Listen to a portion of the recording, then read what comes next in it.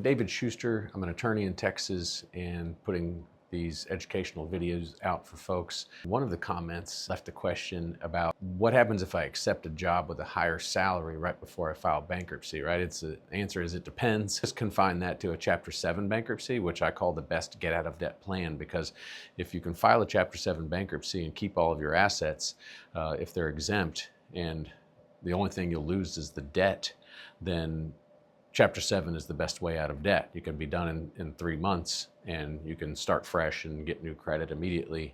And so let's just confine the question of taking a better salary right before you file to a Chapter 7. And it does still depend, but you're much more likely to be fine with that scenario. Even if that higher salary over a period of a few months might disqualify you for the bankruptcy, but that's the beauty of bankruptcy. It's a time-restricted snapshot of how things are at the time you file. So if you're past 6 months, you had a $50,000 a year salary, but then you you accept an $85,000 a year or more salary, 30 days before you file, 3 days before you file.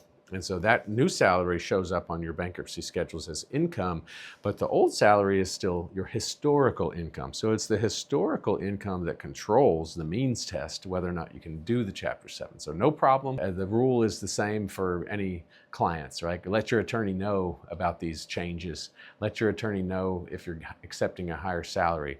No matter what, you're not going to forego a good paying job just because about some fear about maybe qualifying for bankruptcy. So you're going to take the job, but you want to let your attorney know so they can control the timing of the filing and make sure that you don't just sit there and not get filed for a few months and then disqualify you for the 7, and then you're into a 13 repaying, God knows how much of your debt. Yeah, so timing is everything. Please give me a call if you have further questions about bankruptcy in Texas.